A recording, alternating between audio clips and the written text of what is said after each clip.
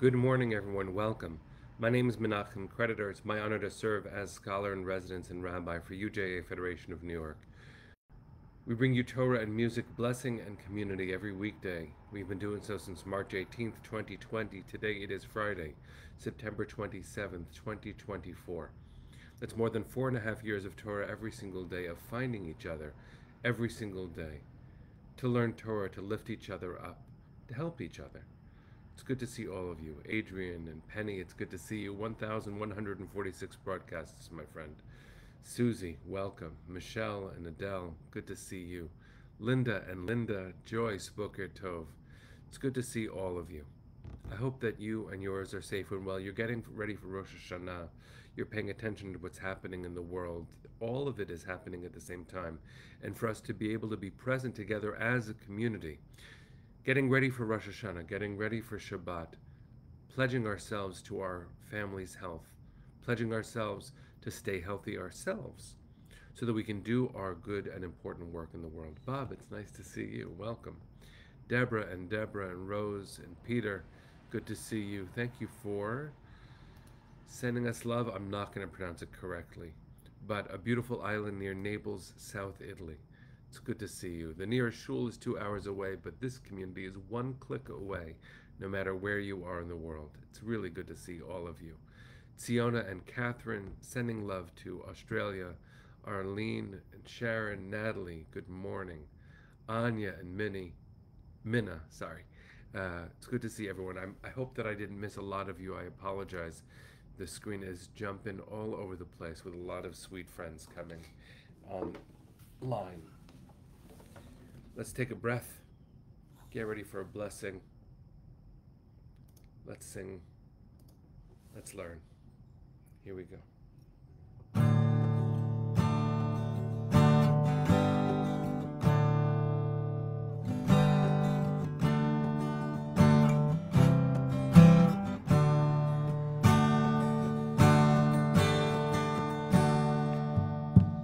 La la la la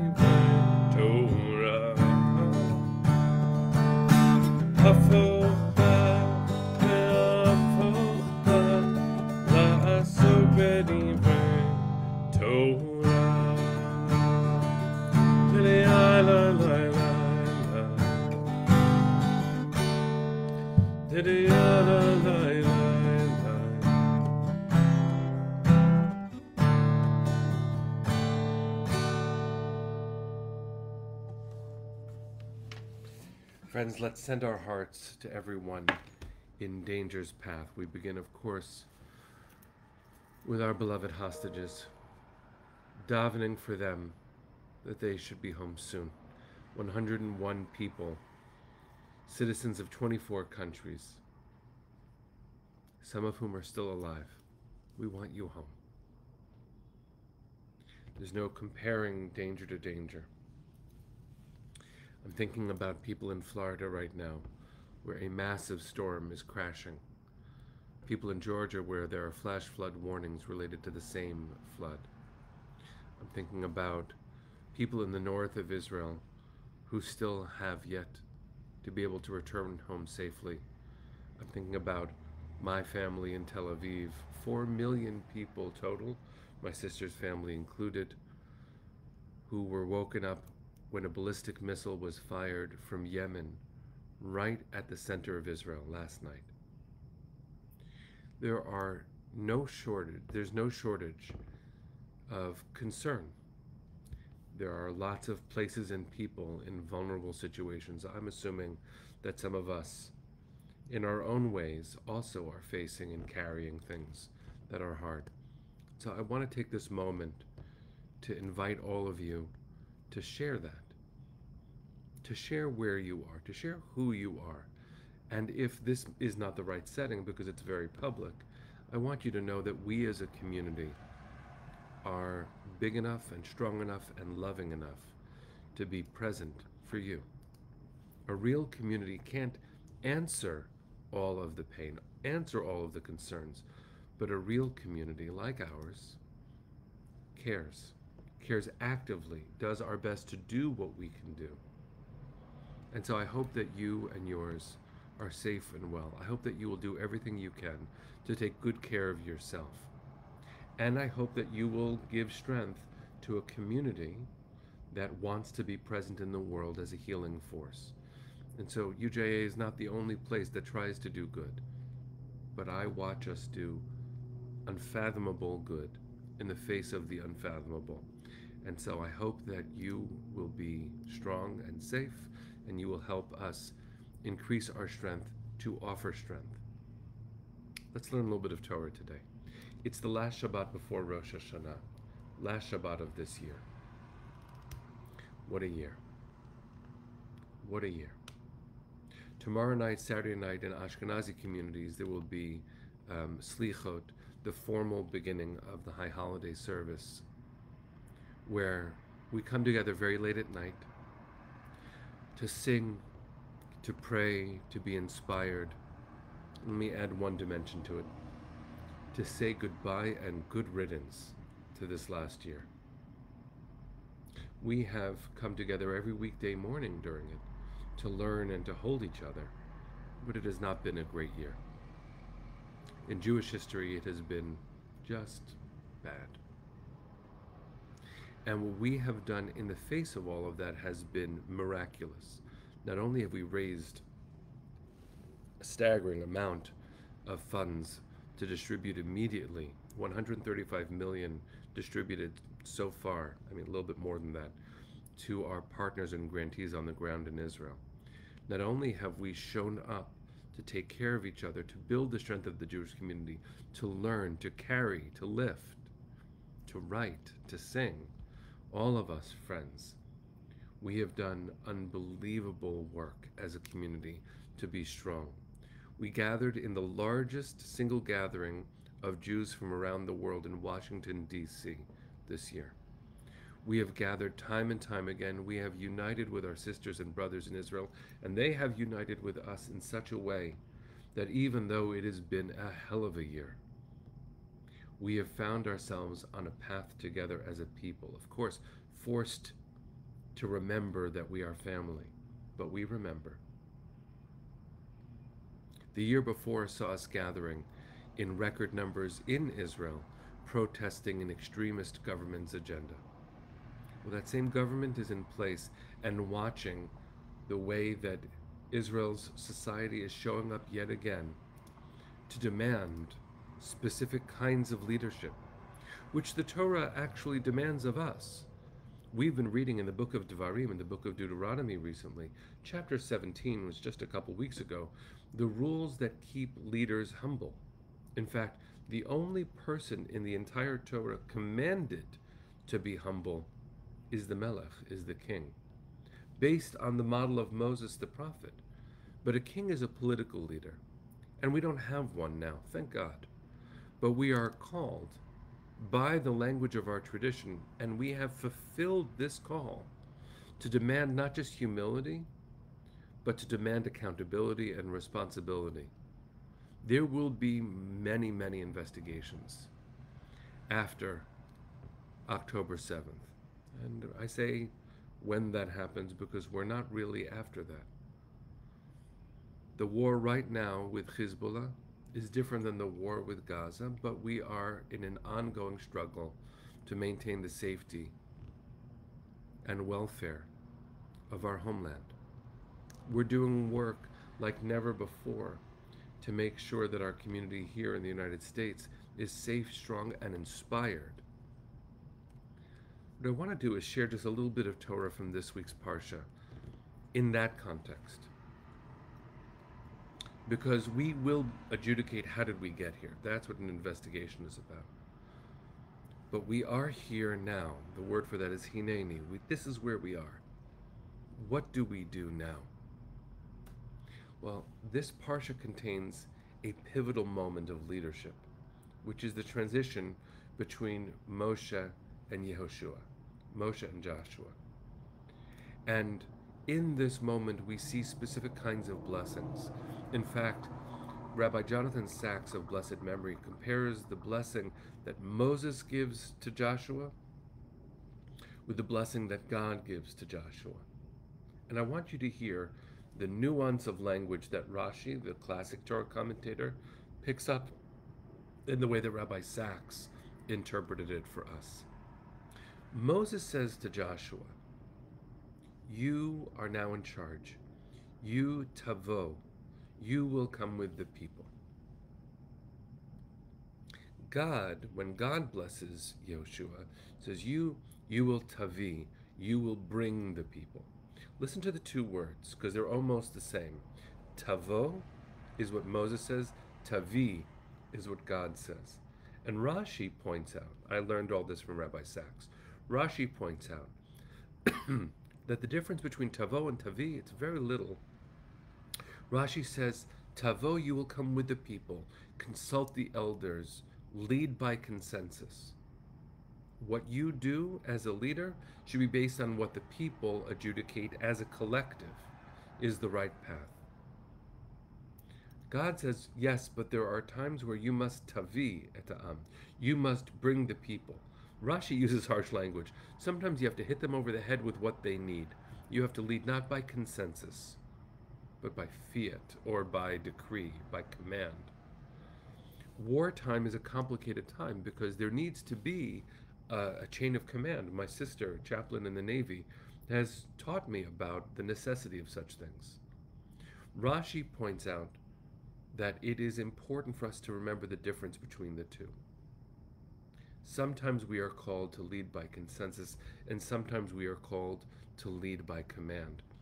But what is really interesting, and this is where Rabbi Sacks' insight comes in, is that if you look at God's blessing to Joshua, tavi, you will lead the people, even against their will, you will remind them. Well, God, in another moment, this is Rabbi Sacks making comparison, points to when God was creating people to begin with. You might remember this very strange verse in Genesis, let us make humanity in our image. Who's the us? According to Rabbi Sacks, well, according to the classic commentators that Rabbi Sacks is quoting, that was God consulting with the angels, meaning lead with consensus. Should we make people? But here, God is saying to Joshua, you must do it. Don't consult with anyone. Well, what's really interesting is that Moshe Rabbeinu, Moses, got to a point where, remember, he hit a rock. Not hit the people over the head, but out of anger with the people, metaphorically hit them over the head by hitting the rock. Commanded. But here, with Joshua, Moshe is saying, no, we have to lead with the people. We have to lead by consensus. It is a very hard thing.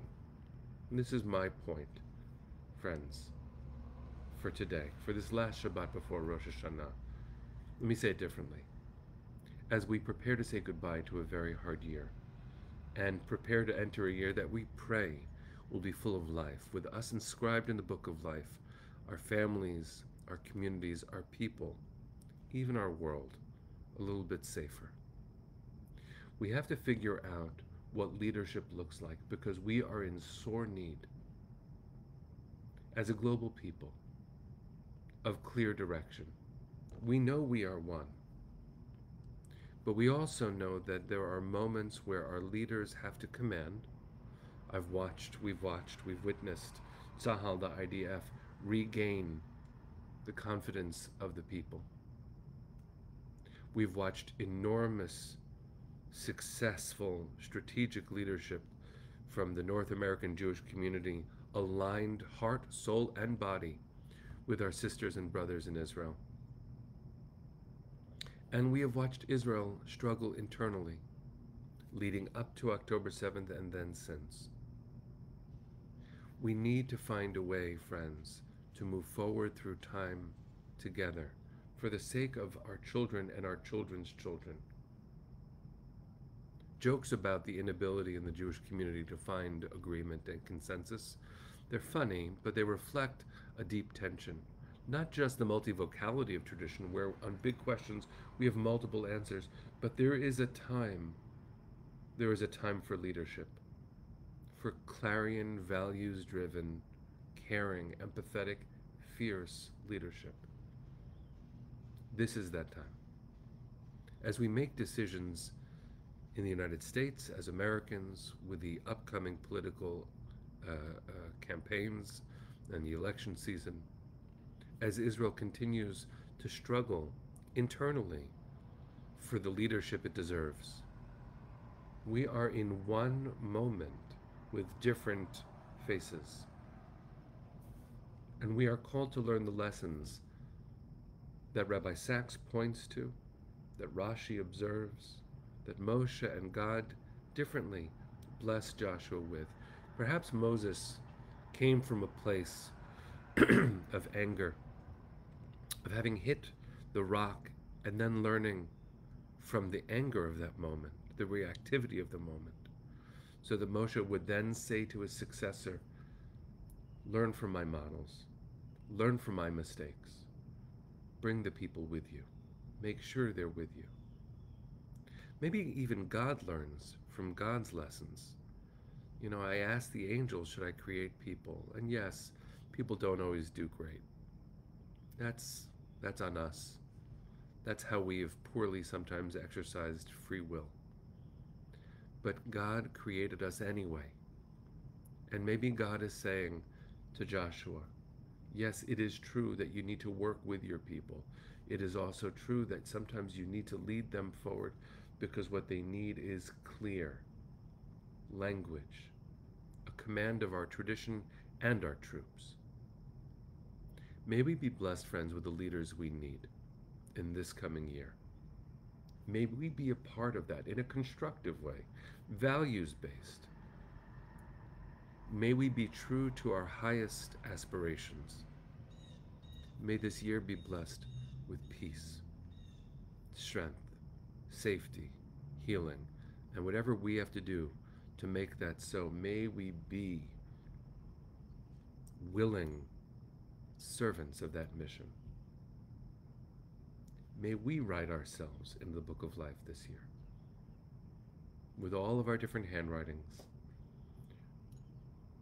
May we be a healthy, holy people this year, safe and secure at home, strong ambassadors of good, holy ideas in the world.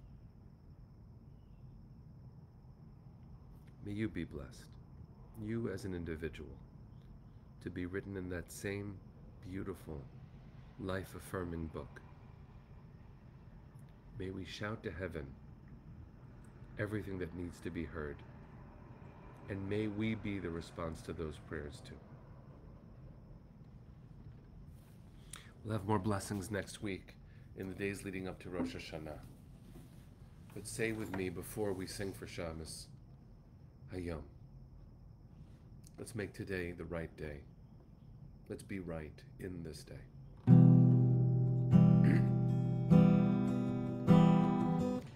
Courage. Blessing. Hayom. Te'amtzenu hayom. Tevachenu hayom. Tegadleinu.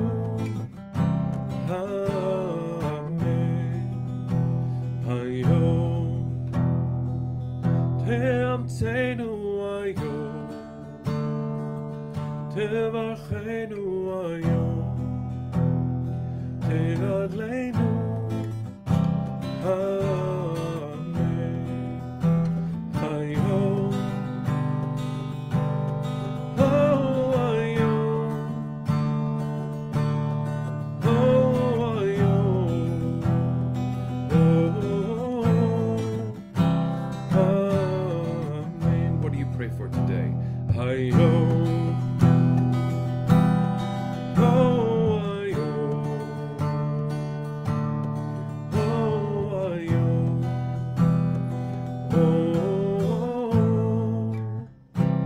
Oh, amen.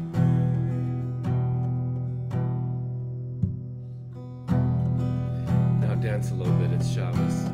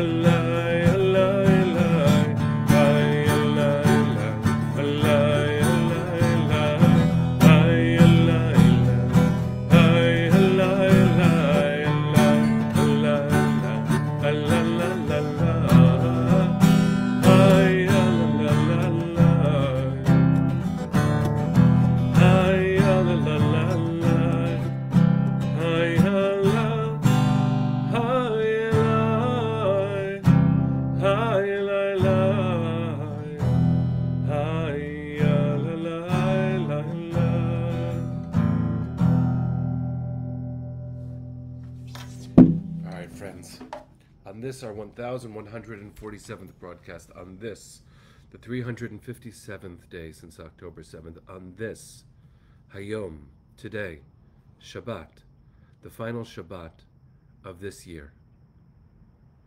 Let's send our hearts to the east with all the strength we've got. Daven with me for our sisters and for our brothers. Hi, Moshe Tzvi. Daven with me for them. Let's make this Hatikva a statement of enduring faith, hope, resilience, and fierce love for our family. Kol hod balevav pnima nefesh Yehudi homia ulefatei mizrach Kadima Ayin Letzion Sophia Od lo avda tikvateinu Hatikva bat shnot alpayim Liot am chofshi Be'artzeinu Eretz Zion v'Yerushalayim Liot am chofshi be'artzeinu Eretz Zion v'Yerushalayim. Bless you, friends. Bring them home now. Am Yisrael Chai. Shabbat Shalom. See you on Monday.